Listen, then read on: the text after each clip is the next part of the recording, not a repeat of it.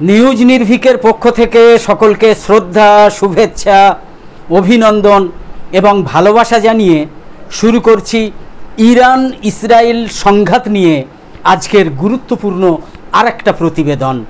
ইরানে ইসরায়েলের হামলার আসল কারণ কি? তো আজকের এই শিরোনামে গুরুত্বপূর্ণ প্রতিবেদনের ভিডিওটা না সরিয়ে একদম শেষ অবধি দেখতে অনুরোধ করছি আপনাদের। ভিডিওটা শেষ অবধি অবশ্যই দেখুন। হ্যাঁ, ইরান ইসরায়েল সংঘাত নিয়ে আজকের প্রতিবেদনের শিরোনাম হচ্ছে ইরানে ইসরায়েলের হামলার আসল কারণ কি। চলুন অবশ্যই বলতে থাকব। 13ই জুন শুক্রবার থেকে শুরু হওয়া ইসরায়েল এবং ইরানের মধ্যেকার সংঘাত আজ চতুর্থ দিনে পৌঁছেছে এবং উভয় পক্ষেই হতাহতের সংখ্যা ক্রমেই বাড়ছে। যদিও ইরানের প্রতিক্রিয়া ভয়াবহ ছিল, কিন্তু ইসরায়েলি কর্মকর্তারা গোয়েবেলসীয় কায়দায় মিথ্যার সেই একই বাঁশি বাজিয়ে চলেছেন। বলে যাচ্ছেন ইরানের থেকে ইসরায়েলের চালানো হামলা অনেক বেশি ভয়াবহ। ইসরায়েল বলছে ইরানের বিভিন্ন পারমাণবিক এবং সামরিক স্থাপনায় তাদের হামলা চালানোটা খুবই জরুরি ছিল এবং সেই হামলাগুলো তারা সফলভাবে নাকি চালিয়েছে। ইসরায়েল তার জনগণকে এই হামলার পক্ষে সমর্থন করার জন্য বিভিন্ন রকম ব্যাখ্যা দিয়েছে, কিন্তু চোখ কান খোলা রেখে একটু নিরপেক্ষ দৃষ্টিতে দেখার চেষ্টা করলেই দেখতে পাওয়া যাবে যে সেই ব্যাখ্যাগুলোর কোনোটাই কিন্তু হামলার আসল কারণটা ব্যাখ্যা করেনি। ইরানের উপর হঠাৎ কেন যে ইসরায়েল সরকার একতরফাভাবে কোনো উস্কানি ছাড়াই এই হামলা চালালো, তার সত্যি কোনো ব্যাখ্যা কিন্তু এখনো পর্যন্ত মোটেই সন্তোষজনক মনে হচ্ছে না। ইসরায়েল সরকার বলছে এই হামলা নাকি প্রতিরোধমূলক ছিল, কোট আনকোট প্রতিরোধমূলক ছিল। কোন রকম উস্কানি ছাড়া হামলা নাকি প্রতিরোধমূলক ছিল, এটাই বলছে ইসরায়েল। বলছে এর লক্ষ্য ছিল ইরানের পারমাণবিক বোমা তৈরির এক আসন্ন এবং অনিবার্য হুমকি মোকাবিলা করা। অথচ এই দাবি সমর্থন করার মতো কোনো প্রমাণ কিন্তু ইসরায়েল আজ অবধি দিতে পারেনি। বরং ইসরায়েলের হামলাটা যে অত্যন্ত পরিকল্পিত এবং দীর্ঘদিন ধরে প্রস্তুত করা হয়েছিল সেটা এখন দিনের আলোর মতো পরিষ্কার। কোনো হামলাকে প্রতিরোধমূলক হামলা বলতে হলে সেটাকে তো আত্মরক্ষার অংশ বলে প্রমাণ করতে হবে এবং এর পিছনে একটা জরুরি পরিস্থিতিও তো থাকতে হবে। কিন্তু এমন কোনো জরুরি পরিস্থিতি আদেও আসেনি যা দিয়ে ইসরায়েল সেই দাবি করতে পারে এবং সেই দাবির ভিত্তিতে হামলা করতে পারে। ইসরায়েল আরও দাবি করেছে যে 12ই জুন আন্তর্জাতিক পরমাণু শক্তি সংস্থা IAEA যে প্রতিবেদন প্রকাশ করেছে তাতে নাকি দেখা গিয়েছে ইরান 2000 সালের শুরুর দিক পর্যন্ত পারমাণবিক অস্ত্র বিস্তার রোধ সংক্রান্ত চুক্তি NPTর শর্ত লঙ্ঘন করেছে। সেই কারণেই নাকি ইসরায়েল হামলা করেছে বলে ইসরায়েলের দাবি। কিন্তু IAEA নিজেও এমন দাবি সমর্থন করেনি। ওই প্রতিবেদনে এমন কিছু নেই যা সংশ্লিষ্ট পক্ষগুলো আগে থেকে জানতো না। IAEA এইটা বলেছে। ইসরায়েল সরকার আরও বলেছে এই প্রতিরোধমূলক হামলার আরেকটা লক্ষ্য ছিল নাকি ইরানের পারমাণবিক কর্মসূচিকে নেতৃত্ব শূন্য করে দেওয়া বা ধ্বংস করা, মানুষ মারা, সেনা কর্মকর্তা, পারমাণবিক বিজ্ঞানী এদের মেরে দেয়া। কিন্তু নীতি নির্ধারক এবং গবেষকদের মতে ইসরায়েলের একার পক্ষে এই কর্মসূচিকে তো কোনোভাবেই ধ্বংস করা সম্ভব নয়। তাহলে মানুষ মেরে সেটা ধ্বংস করা সম্ভব? ইরানের বিরুদ্ধে যেভাবে ইসরায়েলি অভিযান চলছে তা দেখে কিন্তু বোঝাই যাচ্ছে যে ইরানের পারমাণবিক কর্মসূচিকে ধ্বংস করা ইসরায়েলের আসল লক্ষ্য ছিল না, কারণ তারা তো সেটা পারবেই না। তাহলে আসল লক্ষ্য ছিল কি ইসরায়েলের? হ্যাঁ, সেটাই বলবো আজকে, দেখতে থাকুন। ইসরায়েলি সেনাবাহিনী ইরানের বিভিন্ন সামরিক এবং সরকারি স্থাপনায় সন্ত্রাসী হামলা চালিয়েছে। এটা বিশ্ব দেখেছে যে ইসরায়েল ইরানের মিসাইল ঘাঁটি, গ্যাস ক্ষেত্র, তেল ডিপো থেকে শুরু করে বিভিন্ন জায়গায় ভয়াবহ আঘাত এনেছে। তারা একের পর এক ইরানের শীর্ষ সামরিক নেতাদের পর্যন্ত হত্যা করেছে, পরমাণু বিজ্ঞানীদের পর্যন্ত হত্যা করেছে, বেসামরিক জনগণকে হত্যা করেছে। এর মধ্যে সবচেয়ে উল্লেখযোগ্য হচ্ছেন সাবেক প্রতিরক্ষা মন্ত্রী আলী শামখানি, যিনি ইরানের সর্বোচ্চ নেতা আয়াতুল্লাহ আলী খামেনেইর ঘনিষ্ঠ উপদেষ্টা ছিলেন। তাছাড়া তিনি গত কয়েক মাস ধরে আমেরিকার সঙ্গে চলা আলোচনায় গুরুত্বপূর্ণ ভূমিকাও রেখেছেন, তাকেও হত্যা করা হয়েছে। তো সেই আলী শামখানির হত্যা এবং তার সঙ্গে আরও কয়েকজনকে টার্গেট করে হত্যা করার ঘটনাতেই ইসরায়েলের আসল কৌশলগুলোই কিন্তু প্রকাশ হয়ে পড়ছে। শুধু আজ নয়, ইসরায়েল প্রায়ই সেই সব ব্যক্তিদের হত্যা করার চেষ্টা করে গোপনভাবে, কাপুরুষের মতো, চোরা পথে, পুরো সন্ত্রাসীর মতো হত্যা করার চেষ্টা করে, যাদের ব্যাপারে সেই দেশ মনে করে যে তাদের মৃত্যুতে তাদের পরিচালিত একটা ব্যবস্থা, একটা শাসন ব্যবস্থা, একটা প্রতিষ্ঠান ভেঙে পড়বে বা ভেঙে পড়তে পারে। তার মানে আমরা এটাও বলতে পারি যে সম্ভবত আমেরিকা এবং ইরানের মধ্যে চলমান আলোচনায় বিঘ্ন ঘটানোর উদ্দেশ্যেই ইসরায়েল শামখানিকে হত্যা করেছে। যেভাবে এই হত্যাকাণ্ডগুলো ঘটানো হয়েছে তাতে বোঝা যায় ইরানের সরকারি কাঠামো এবং নীতি নির্ধারণ প্রক্রিয়ার সব স্তরে ইসরায়েল নিজের শক্তি দেখাতে একটা পূর্ণাঙ্গ পরিকল্পনা নিয়েই এগোচ্ছে।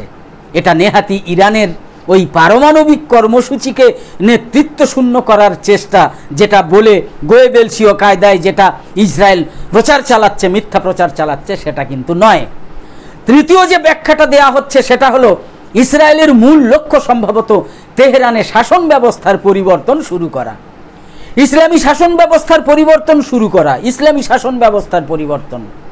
ইসরায়েলের প্রধানমন্ত্রী বেঞ্জামিন নেতানিয়াহু প্রকাশ্যেই এটা বলেছেন। অবশ্য তিনি ইরানের গর্বিত জনগণকে একটা মন্দ এবং দমনমূলক শাসন ব্যবস্থা থেকে মুক্তির জন্য রুখে দাঁড়াতে আহ্বান জানিয়েছেন। কাদের? না, ইরানের জনগণকে। বোকা ইসরায়েল মনে করেছে ইরানে একতরফাভাবে বোমাবর্ষণ করলে সাধারণ ইরানিরা ইসরায়েলকে সমর্থন করবে। কত বড় পাগল হলে তবে এটা ভাবা যায়, এটা কল্পনা করা যায়। এই পাগলের ভাবনাটা তারা গাজা নিয়েও করে থাকে, গাজা নিয়েও করেছে। ইসরায়েল ভাবে, এখনো ভাবছে, যদি গাজায় ফিলিস্তিনিদের অনাহারে রাখা যায় এবং তাদের মেরে ফেলা যায়, তাহলে সাধারণ ফিলিস্তিনিরা নিজেরাই হামাসের বিরুদ্ধে রুখে দাঁড়াবে এবং হামাসের শাসন শেষ করে দেবে। কিন্তু 600 দিন যুদ্ধের পরেও গাজায় ইসরায়েলের সেই স্বপ্ন অধরাই থেকে গিয়েছে। এটা ইসরায়েলের উপর পরিস্থিতির পরিহাস ছাড়া আর কি বলবেন? ইরানে ইসলামী শাসন ব্যবস্থার বিরুদ্ধে ইরানের কিছু মানুষ তো নিঃসন্দেহে এমন অবস্থান নিতেই পারেন, যারা আয়াতুল্লাহ আলী খামেনিকে পছন্দ করেন না, ইসলামী শাসন ব্যবস্থাকে পছন্দ করেন না, এমন মানুষ কি ইরানে থাকবে না? নিশ্চয়ই আছেন। তো সেটা তো গণতান্ত্রিক ব্যবস্থারই অংশ। কিন্তু ইসরায়েলের ধারণা মতো ইরানের সব নাগরিক দেশের ইসলামী শাসন ব্যবস্থা পরিবর্তন করার জন্য কেবলমাত্র ইসরায়েলের হামলার অপেক্ষায় বসে আছে, এমন ধারণা আসলে ইরানের রাজনীতির বাস্তবতা সম্পর্কেই গভীর অজ্ঞতা প্রকাশ করে, কিংবা মিথ্যা বলায় অভ্যস্ত এই প্রচারটা করতে তাদের বাধ্য করে ইসরায়েলকে। আগেই বলেছি যে সন্দেহ নেই অনেক ইরানি ইসলামিক রিপাবলিক বিরোধী, কিন্তু রাজনৈতিক মতাদর্শ যাই হোক না কেন, বেশিরভাগ ইরানি তো নিজ দেশের সার্বভৌমত্ব এবং বিদেশি হস্তক্ষেপ থেকে স্বাধীনতা বজায় রাখতে দৃঢ়ভাবে প্রতিশ্রুতিবদ্ধ। তারা বাইরের কোনো শক্তির চাপিয়ে দেওয়া এজেন্ডা কি মেনে চলতে রাজি থাকেন? থাকতে পারেন? পারেন না। উল্টো দিকে ধরলে এমন অনেক ইসরায়েলি নাগরিকও তো রয়েছেন যারা নিজেদের প্রধানমন্ত্রী বেঞ্জামিন নেতানিয়াহুর প্রচণ্ড বিরোধী, কঠোর সমালোচক বেঞ্জামিন সরকারের। কিন্তু ইরান ইসরায়েল যুদ্ধ পরিস্থিতিতে সব কিছু ভুলে গিয়ে বেঞ্জামিন নেতানিয়াহুর পক্ষে তো তারাই দাঁড়িয়েছেন, এটাই তো স্বাভাবিক। ঠিক তেমনিভাবেই ইসলামিক রিপাবলিক বিরোধী অনেক ইরানিও এখন দেশের সার্বভৌমত্ব লঙ্ঘিত হওয়ায় ইরানের জাতীয় পতাকার পেছনে ঐক্যবদ্ধ হয়েছেন। এখন বেঞ্জামিন নেতানিয়াহু যদি নিজের দেশের বেলায় একরকম আর ইরানের বেলায় অন্য রকমটা ভেবে থাকেন, অন্য রকমটা বলে মনে করে থাকেন, তাহলে সেটা পাগলামি ছাড়া আর কি।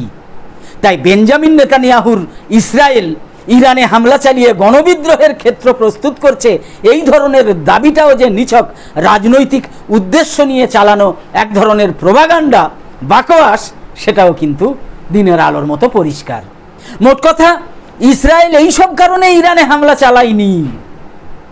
যে কারণগুলোর কথা বলা হলো বা যে কারণগুলো ইসরায়েল প্রচার করছে যে কারণগুলো, যে এই কারণে আমরা ইরানে হামলা চালিয়েছি, আসলে কিন্তু সেই কারণগুলোর নয়।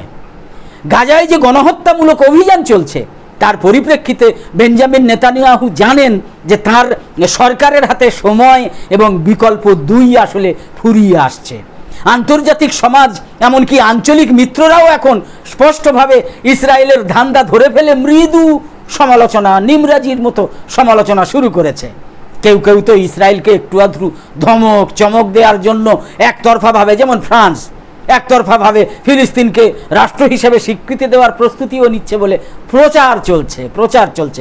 কাজের কাজ কি হবে বলা যায়নি। আন্তর্জাতিক অপরাধ আদালত আইসিসি বেঞ্জামিন নেতানিয়াহুর বিরুদ্ধে গ্রেপ্তারি পরোয়ানা জারির প্রক্রিয়ায় আছে। আন্তর্জাতিক বিচার আদালত আইসিজে ইসরায়েলের দখলদারির বৈধতা নিয়ে যে রায় দেবে সেটাও অপেক্ষমান। এরই মধ্যে ইসরায়েল এবং তার সেনাবাহিনী বহু হত্যাকাণ্ড চালিয়েছে, এটাও আজকের সারা বিশ্ব জানে। তারপর তারা তা অস্বীকারও করেছে, এটাও সারা বিশ্ব জানে। শেষ পর্যন্ত তাদের গোয়েবেলসীয় মিথ্যা বলার প্রমাণ কিন্তু ধরা পড়ছে।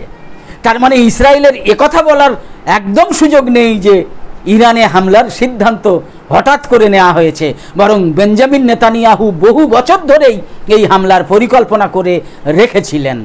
পারমাণবিক কেন্দ্র তৈরি হচ্ছে, প্রস্তুত হচ্ছে, সেইটাকে প্রতিরোধ করার জন্য এই হামলা, এটা আসলে নয়।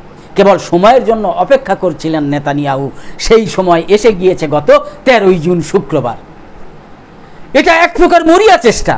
ইসরায়েলের সেই চেষ্টা, বিশ্বের দৃষ্টি আবার ইসরায়েলের দিকে ফেরানো এবং ইসরায়েলকে সেই অবস্থা ফিরিয়ে দেওয়া যেখানে তারা সব কিছু করেও দায়মুক্ত থাকতে পারত, এইরকম একটা অবস্থায় ফিরে যেতে চাইছে ইসরায়েল, যে চাওয়ার জন্যেই ইরানে হামলা। ইরান এখনো বহু পশ্চিমা শক্তির চোখে একটা সম্ভাব্য হুমকি হিসাবে বিবেচিত হয়। ইসরায়েল যখন একতরফা এবং প্রাণঘাতী হামলা চালায় তখন ধর্মীয় প্রতিশ্রুতি থেকে শুরু করে হলোকাস্ট পর্যন্ত নানা পুরনো যুক্তি সামনে আনা হয়। অনেক দেশে এরকম আনেন, বুঝতে পারছেন আপনারা। এই ধরনের চেনা বক্তব্যের সাহায্যে বেঞ্জামিন নেতানিয়াহু চেষ্টা করেন সেই পুরনো স্ট্যাটাস কু বা অপরাধ করেও শাস্তি না পাওয়ার অবস্থা আবার প্রতিষ্ঠা করতে, যাতে ইসরায়েল আবারও যা ইচ্ছা তাই করতে পারে। এখন ইসরায়েলের কাছে নিরাপত্তা মানে এক ধরনের বিশ্বাস, যা তারা সবচেয়ে পবিত্র নীতি বলে মনে করে, নীতি বলে মানে। এটা তারা এমনভাবে দেখে যেন এই ধারণাই তাদের পরিচয়ের মূল জায়গা। কিন্তু আসলে এই বিশ্বাসটা গড়ে উঠেছে ইহুদি শ্রেষ্ঠত্বের ধারণার উপর। মানে তারা ধরে নেয় যে শুধু ইহুদিদের কর্তৃত্ব থাকলেই ইহুদিদের জীবন নিরাপদ থাকবে সারা বিশ্ব জুড়ে। তা সেই ইহুদিদের কর্তৃত্ব বজায় রাখার জন্য যখন ইচ্ছা, যে দেশে ইচ্ছা, যাকে ইচ্ছা হত্যা করা যায়। এই নিরাপত্তার মানে হলো ইসরায়েল যাকে খুশি, যতক্ষণ খুশি, যেখানে খুশি, যখন খুশি হত্যা করতে পারে এবং এর জন্য কোনো জবাবদিহি করতে হয় না। এই সন্ত্রাসী ধারণা বেঞ্জামিন নেতানিয়াহু এবং ইসরায়েলের। এই যে নিরাপত্তার কথা ইসরায়েল বারবার বলছে, এটাই এখন তাদের সব কাজের পেছনে মূল চালিকা শক্তি। গাজা থেকে শুরু করে ইয়েমেন, লেবানন, সিরিয়া এবং এখন ইরান পর্যন্ত সব জায়গায় ইসরায়েল এই নিরাপত্তার দোহাই দিয়ে, কোট আনকোট নিরাপত্তার দোহাই দিয়ে পদক্ষেপ নিচ্ছে। এই ধরনের নিরাপত্তা ভিত্তিক শাসন ব্যবস্থা থেমে থাকার নয়, এটা ক্রমেই বিস্তৃত হবে। বেঞ্জামিন নেতানিয়াহু যখন ইরানে হামলা চালান তখন তিনি অনেকটাই সর্বস্ব বাজি রেখে দেন। তার লক্ষ্য হচ্ছে একদিকে ইসরায়েলের জন্য একচেটিয়া দায় মুক্তির দাবি প্রতিষ্ঠা করা। দায় মুক্তি, যাই করি না কেন কোনো দায় নেই, মানে ইহুদি রাষ্ট্র ইসরায়েল হিসেবে যা ইচ্ছা করা যাবে, জবাবদিহির দরকার নেই, এইটা প্রতিষ্ঠা করা। আরেকদিকে তিনি নিজেকেও বাঁচাতে চাইছেন। আন্তর্জাতিক আদালত থেকে শুরু করে ইসরায়েলের ভেতরের নানান রকম দুর্নীতি, নানান রকম মামলা থেকে নিজেকেও বাঁচাতে চাইছেন। প্রশ্ন হলো, এই পদক্ষেপ কি সত্যিই তাকে রক্ষা করবে? এই পদক্ষেপ কি সত্যিই তাকে রক্ষা করতে পারবে? তাকে ক্ষমা করে দেবে? তার ঘরোয়া ব্যর্থতা আর গাজায় যেসব ভয়ঙ্কর কাজ তিনি করেছেন সেসব কি সবাই ভুলে যাবে? ইসরায়েলিরা কি সেসব কিছুই মনে রাখবে না? এখন যেভাবে অনেক ইসরায়েলি খুশি হচ্ছে, উল্লাস করছে, তাতে মনে হতে পারে হ্যাঁ, হয়তো তাই হতে যাচ্ছে। হার্ডওয়্যার দোকান থেকে খাবারের দোকান পর্যন্ত মানুষ লাইন দিয়ে জিনিসপত্র কিনছে। এতে মনে হচ্ছে ইসরায়েলিরা এখন যেভাবে হোক নিজেকে বাঁচিয়ে মানসিকতায় রয়েছে। এই ধরনের চুপচাপ মানিয়ে নেওয়া মানুষজন হয়তো বেঞ্জামিন নেতানিয়াহুর জন্য সত্যিই খুব সুবিধাজনক, কিন্তু হলফ করে বলা যায় এমন মনোভাব একটা সচেতন এবং একটা সাহসী সমাজ গড়ে তোলার পথে সব থেকে বড় বাধা, দেশ হিসাবে ইসরায়েলের জন্যও যা সব থেকে বড় বিপদ। নিউজ নির্ভীকে প্রায় প্রতিদিনই দেখতে পাচ্ছেন ঝটপট 10টা খবর সহ সাম্প্রতিক বিষয়ে গুরুত্বপূর্ণ প্রতিবেদনের এমনই সব ভিডিও যা বেশিরভাগ মূলধারার সংবাদ মাধ্যম, বিশেষ করে মূলধারার টিভি চ্যানেলগুলো প্রকাশই করে না। তারা মূলত কেন্দ্রের এবং কোনো কোনো ক্ষেত্রে রাজ্যের শাসক দলের সন্তুষ্টি অর্জনে বেশিরভাগ ক্ষেত্রেই এমন সব সংবাদ ইত্যাদি পরিবেশন করে থাকে যা রীতিমতো সাম্প্রদায়িক বিদ্বেষ ছড়াতে ইন্ধন দিয়ে চলেছে লাগাতার। যে জন্যেই এইসব মিডিয়াকে এখন সর্বক্ষেত্রে গদি মিডিয়া বলা হয়। বিপরীতে রবিশ কুমার, অশোক কুমার পাণ্ডে, পুণ্যপ্রসূন বাজপেয়ী, অজিত আঞ্জুম, অভিষেক শর্মা, আকাশ ব্যানার্জি, ধ্রুব রাঠে, সঞ্জয় শর্মা, দীপক শর্মা, মোহাম্মদ জুবায়েদদের মতো ভারতের মুষ্টিমেয় কিছু স্বতন্ত্র সংবাদকর্মী এবং বিশ্লেষকদের অনুসরণ করে হাতে গোনা আরও কয়েকজনের মতো আমরাও সত্য খবর উন্মোচনে সদা দায়বদ্ধ থাকার চেষ্টা করি। অন্তত আমাদের প্রত্যেকটা গুরুত্বপূর্ণ ভিডিওর বা লাইভ সম্প্রচারের নোটিফিকেশান পেতে ইউটিউবে সাবস্ক্রাইব এবং ফেসবুকে লাইক ও ফলো করে আমাদের আরও নতুন নতুন ভিডিও বানাতে এবং লাইভ সম্প্রচারে উৎসাহিত করতে লাইক, কমেন্ট এবং শেয়ার করে নিউজ নির্ভীক ইউটিউব চ্যানেল আর ফেসবুক পেজের সঙ্গে থাকুন। তো আপাতত শেষ করছি, পরের পর্বে আবার দেখা হবে। আশা করি সকলে খুব ভালো এবং সুস্থ আছেন আর কামনা করি সকলে সব সময় ভালো থাকুন। আরেকটা কথা, এই ইরান ইসরায়েল সংঘর্ষ নিয়ে, ইরান ইসরায়েল সংঘাত নিয়ে যাবতীয় আপডেট খবর দেখার জন্য, আপডেট পরিস্থিতি দেখার জন্য চোখ রাখুন নিউজ নির্ভীকে। প্রতিদিন নিউজ নির্ভীকে চোখ রাখুন। সকলকে ধন্যবাদ।